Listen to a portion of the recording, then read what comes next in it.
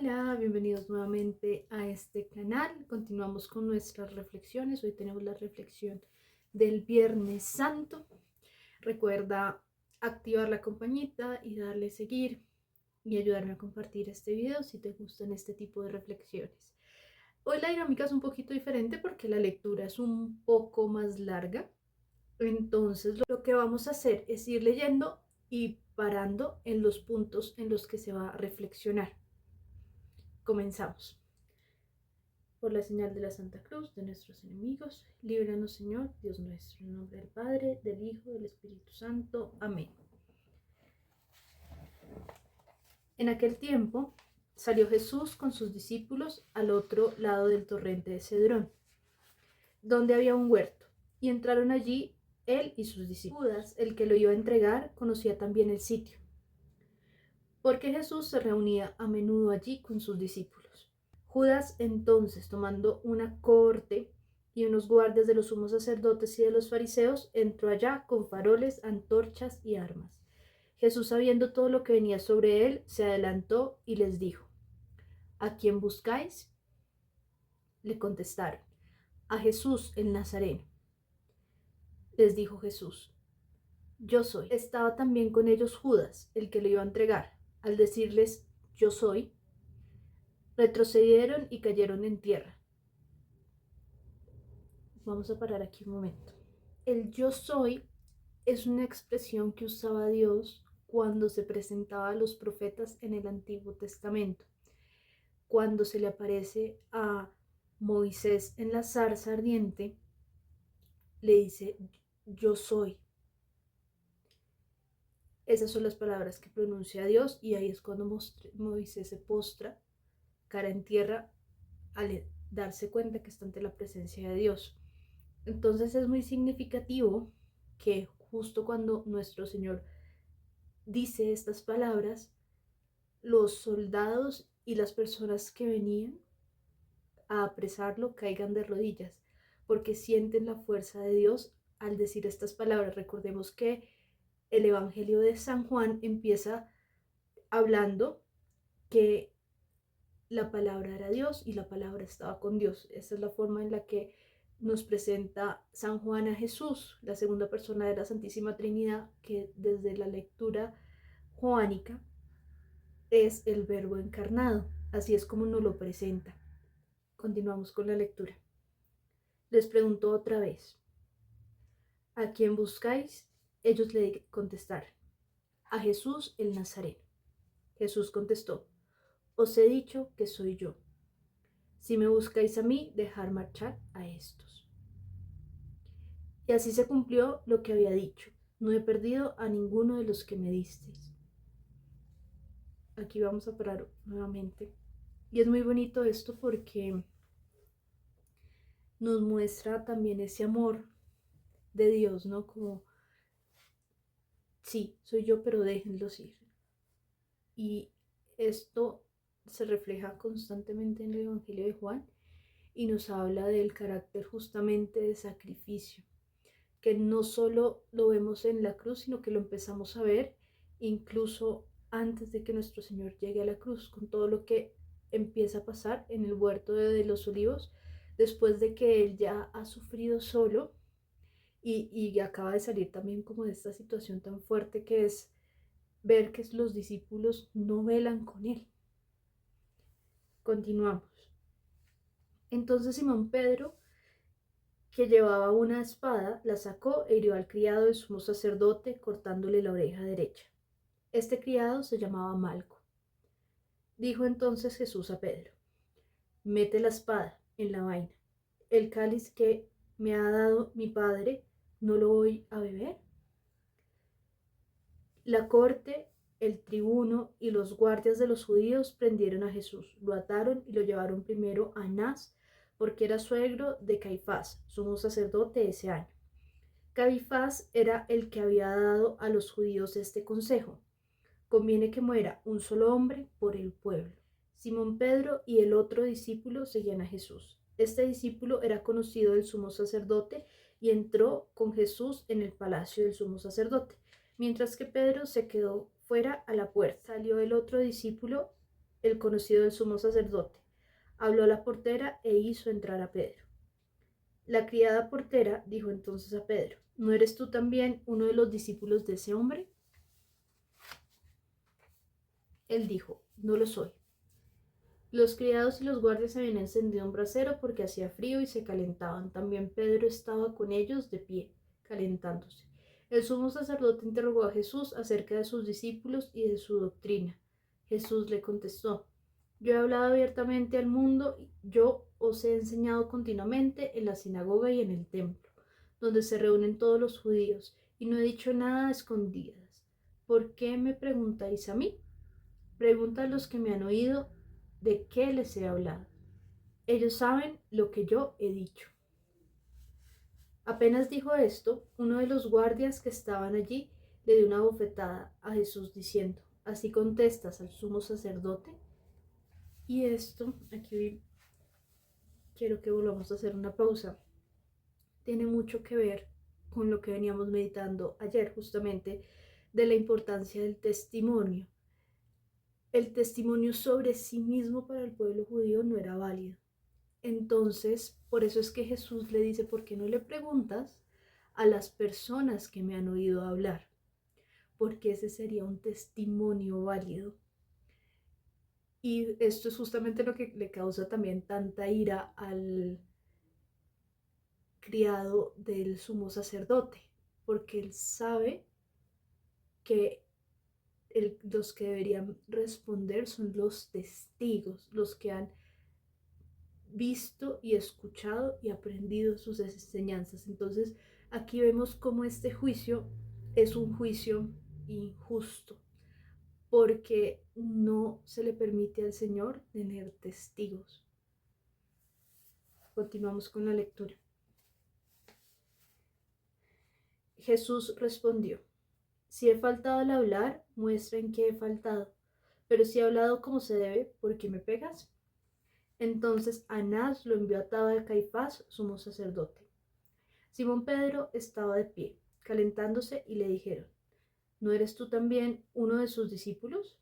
Él lo negó diciendo: No lo soy. Uno de los criados del sumo sacerdote, pariente de aquel a quien Pedro le cortó la oreja, le dijo: No, ¿no te he visto acaso en el huerto con él? Pedro volvió a negar y enseguida cantó el gallo. Llevaron a Jesús de casa de Caifás al pretorio. Era el amanecer, y ellos no entraron en el pretorio para no incurrir en impureza y poder así comer la Pascua. Salió Pilato afuera a donde estaban ellos. Y este es otro punto muy importante. Ellos estaban en día de precepto, era un día que era consagrado al Señor, porque era la celebración de la Pascua. Y había ciertas cosas que no se podían hacer ese día. Entre esas, entrar dentro de un recinto pagano, que era el pretorio donde se encontraba justamente Pilato, el gobernador de Judea en aquella época. Por eso es que Pilato sale al encuentro con ellos, porque ellos no van a entrar ahí, no hay manera de que entren. Pilato les dijo: ¿Qué acusación presentáis contra este hombre? Le contestaron: Si este no fuera un malhechor, no te lo entregaríamos. Pilato les dijo: Lleváoslo vosotros y juzgadlo según vuestra ley.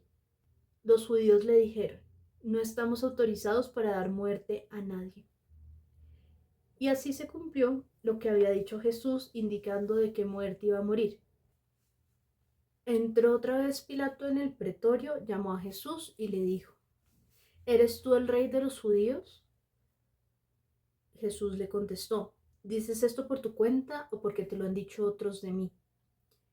Pilato replicó: ¿Acaso soy yo judío? Tu gente y los sumos sacerdotes te han entregado a mí. ¿Qué has hecho? Jesús le contestó: Mi reino no es de este mundo. Si mi reino fuera de este mundo, mi guardia habría luchado para que no cayera en manos de los judíos. Pero mi reino no es de aquí. Pilato le dijo: ¿Entonces tú eres rey? Jesús le contestó: Tú lo dices, soy rey. Yo para esto he nacido y para esto he venido al mundo, para dar testimonio de la verdad. Todo el que es de la verdad, escucha mi voz. Entonces Pilato le dijo, ¿y qué es la verdad? Y aquí volvemos a pausar.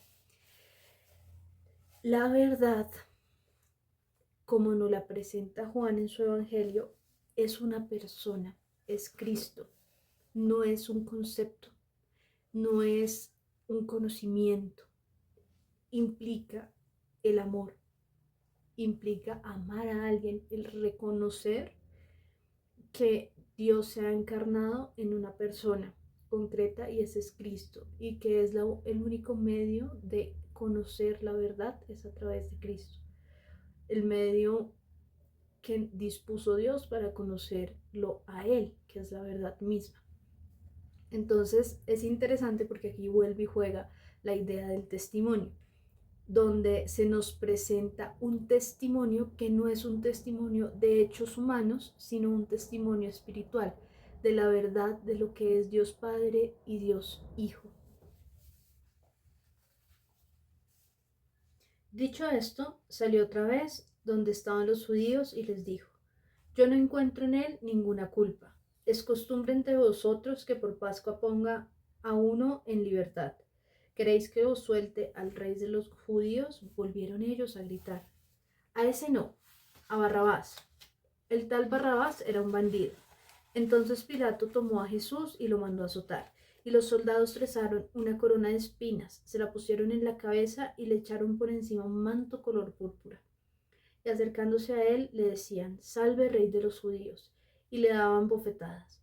Pilato salió otra vez fuera y les dijo, Mirad, os lo saco afuera para que sepáis que no encuentro en él ninguna culpa. Y salió Jesús fuera, llevando la corona de espinas y el manto color púrpura. Entonces Pilato les dijo, He aquí al hombre. Cuando lo vieron los sumos sacerdotes y los guardias, gritaron, Crucifícalo, crucifícalo. Pilato les dijo, Lleváoslo vosotros y crucificadlo, porque yo no encuentro culpa en él.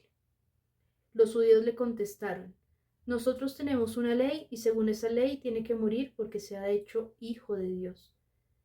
Cuando Pilato oyó estas palabras, se asustó aún más. Entró otra vez en el pretorio y dijo a Jesús, ¿De dónde eres tú? Pero Jesús no le dio respuesta. Y Pilato le dijo, ¿A mí no me hablas? ¿No sabes que tengo autoridad para soltarte o autoridad para crucificarte? Jesús le contestó, No tendrás ninguna autoridad sobre mí si no te la hubieran dado de lo alto. Por eso el que me ha entregado a ti tiene un pecado mayor. Desde ese momento, Pilato trataba de soltarlo, pero los judíos gritaban, Si sueltas a ese, no eres amigo del César. Todo el que se hace rey está en contra del César. Y aquí vemos algo que llama mucho la atención y es justamente la tensión política que había en ese momento entre el pueblo judío y la dominación romana. Y esto nos puede llevar también a pensar muchas cosas. Creo que Dios permite también que ocurra este momento en el cual es juzgado por un pueblo que no es su pueblo, por un pecado que supuestamente comete contra el pueblo, que es algo que es muy loco que pase de esta manera. Y esto nos lleva a pensar en la situación política de muchos pueblos y cómo nuestro Señor también encarna ese sufrimiento y esa angustia de vivir bajo una cultura ajena, de ser dominado, de no sentirse dueño de sí mismo y cómo también muchas veces los líderes políticos se aprovechan de este tipo de problemas sociales, problemas políticos, para lavarse las manos y no asumir sus responsabilidades con respecto a las decisiones que toman. Vemos que es juzgado por un delito espiritual, por un tribunal que no es un tribunal espiritual, sino es un tribunal político. Y esto nos habla también mucho de cómo nosotros nos entendemos con respecto a nuestra vivencia de la fe, si la vemos como algo que no implica nuestro actuar en el mundo como ciudadanos y es algo interno solamente, y cómo finalmente lo que pasa con Cristo termina afectando y cambiando todo el curso de la historia. Y es una lección muy bonita de entender que no se pueden ver las dos cosas por separado. No soy yo uno el que reza y otro el que va y vota, otro el que va y hace veeduría de que no se estén robando la plata de mis impuestos. Entonces es también como una invitación a entender que las decisiones espirituales que tomamos implican también un cambio en nuestra vida actual, en nuestra vida en el mundo, nuestro país, en la ciudadanía que ejercemos. Continuamos con la lectura. Pilato entonces, al oír estas palabras, sacó afuera a Jesús y lo sentó en el tribunal, en el sitio que llaman el enlosado, en hebreo Gábata. Era el día de la preparación de la Pascua, hacia el mediodía, y Pilato dijo a los judíos: He aquí a vuestro rey. Ellos gritaron: Fuera, fuera, crucifícalo. Pilato les dijo: ¿A vuestro rey voy a crucificar? Contestaron los sumos sacerdotes: No tenemos más rey que el César. Entonces se los entregó para que lo crucificaran. Tomaron a Jesús y cargando él mismo con la cruz salió al sitio llamado de la calavera, que en hebreo se dice Gólgota, donde lo crucificaron, y con él a otros dos, uno a cada lado y en medio Jesús. Y Pilato escribió un letrero y lo puso encima de la cruz, en el que estaba escrito: Jesús el Nazareno, el Rey de los judíos. Leyeron el letrero muchos judíos, porque estaba cerca del lugar donde crucificaron a Jesús, y estaba escrito en latín, hebreo y griego. Entonces los sumos sacerdotes de los judíos dijeron a Pilato: No escribas el rey de los judíos, sino este ha dicho: Soy el rey de los judíos. Pilato les contestó: Lo escrito, escrito está. Y aquí es muy bonito ver una cosa que pasa con la tradición de la iglesia, y es que los primeros padres de la iglesia de los primeros siglos, los obispos que ayudaron a organizar la doctrina,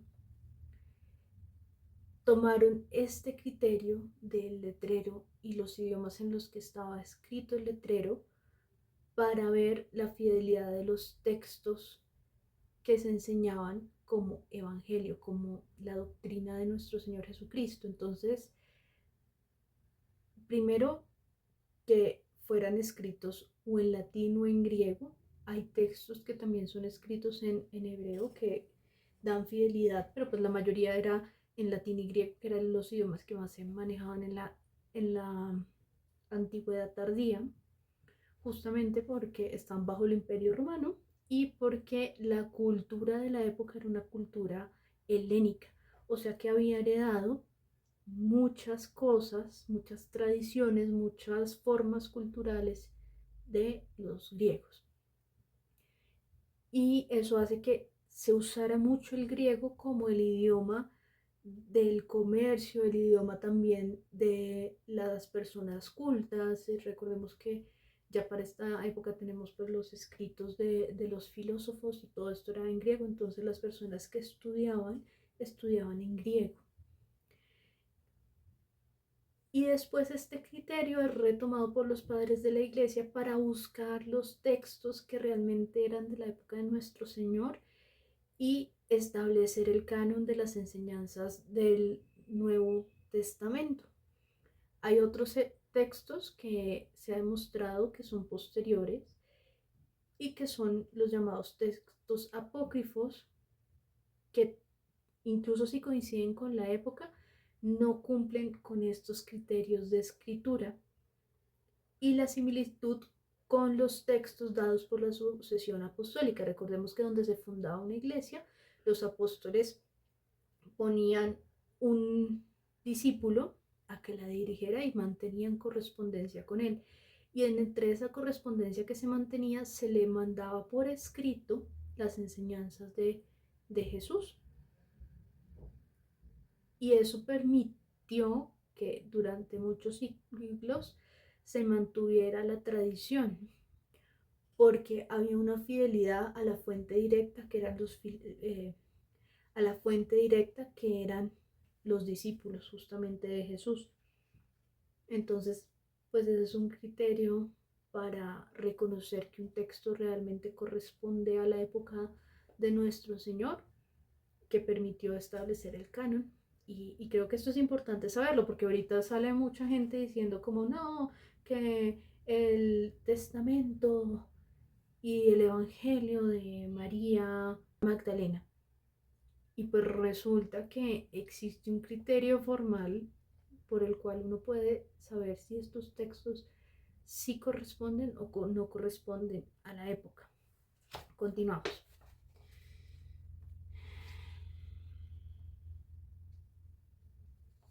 Los soldados, cuando crucificaron a Jesús, cogieron su ropa, haciendo 4 partes para cada soldado, y apartaron la túnica. Era una túnica sin costura, tejida toda de una sola pieza de arriba abajo, y se dijeron, no la rasguemos, sino echemos la suerte a ver a quién le toca. Así se cumplió la escritura. Se repartieron mis ropas y echaron a suerte mi túnica. Esto hicieron los soldados.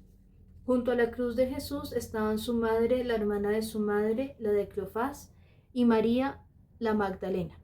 Jesús, al ver a su madre junto a ella y al discípulo que tanto amaba, dijo a su madre, mujer, ahí tienes a tu hijo. Luego dijo al discípulo, ahí tienes a tu madre. Y desde aquella hora el discípulo la recibió como algo propio. Después de esto, sabiendo Jesús que ya todo estaba cumplido para que se cumpliera la escritura, dijo, tengo sed. Había allí un jarro lleno de vinagre, y sujetando una esponja empapada en vinagre a una caña de hisopo, se la acercaron a la boca. Jesús probó el vinagre y dijo, está cumplido. E inclinando la cabeza, entregó el espíritu.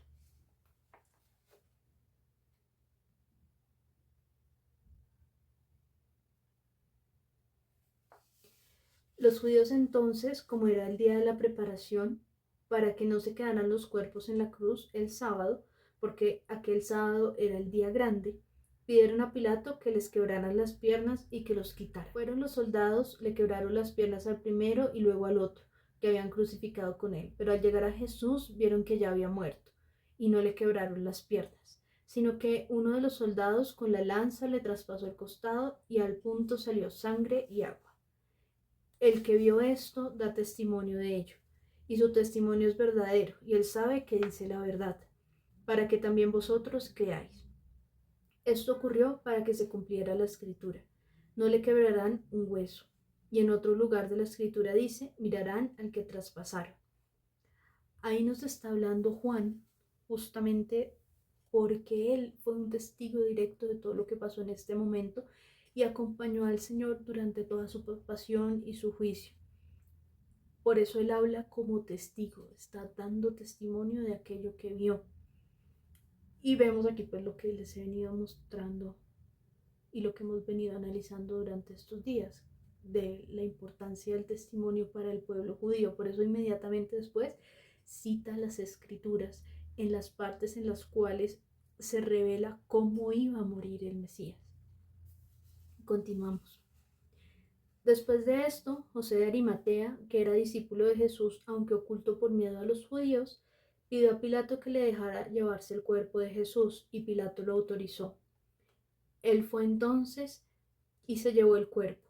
Llegó también Nicodemo, el que había ido a verlo de noche, y trajo unas 100 libras de una mixtura de mirra y aloe. Tomaron el cuerpo de Jesús y lo envolvieron en los lienzos con los aromas, según se acostumbra enterrar entre los judíos. Había un huerto en el sitio donde lo crucificaron, y en el huerto un sepulcro nuevo donde no habían enterrado aún a nadie. Y como para los judíos era el día de la preparación y el sepulcro estaba cerca, pusieron allí a Jesús. Palabra del Señor, gloria a ti, Señor Jesús. Ay, me metí un mugre en el ojo. Bueno, qué pena. Esta última parte me parece muy bonita, que nos habla de dos discípulos ocultos de Jesús, que es José de Arimatea y Nicodemo, que pertenecía pues a los sacerdotes. Y es muy bonito que justamente nos nombren a estos dos personajes y que Juan los rescate en su relato, porque nos habla de que si bien los discípulos estaban escondidos por miedo, habían otros discípulos que sí estaban allí. Por un lado las mujeres, por otro lado Juan, y aquellos quienes seguían a Jesús, pero lo hacían de una manera muy discreta. Y como muchas veces pasa en la vida espiritual, que aquella persona en la que menos pensamos, en la que vemos que de pronto está como muy insípida, como muy lejos de Dios, es aquella persona que resulta serle más fiel y que nos da muestras de un verdadero amor y una verdadera devoción en el momento en el que menos lo esperamos. Que Dios nos permita ser siempre fieles a Él. Creo que esa es la reflexión más bonita que nos deja Juan. Es decir, miren, yo fui fiel hasta la muerte del Señor porque entendí cuál era ese carácter de su amor incondicional, de su amor de entrega. Y así como Él se entregó hasta el final, y hubo otras personas que también se unieron a esa entrega incondicional y son las personas que Él va nombrando a lo largo de el relato de la pasión. Y como en esas personas también se ve reflejado el amor de Dios. Esa es la reflexión de hoy. Nos vemos mañana y bueno, ya nos queda solamente la reflexión de mañana y del domingo. Dios los bendiga.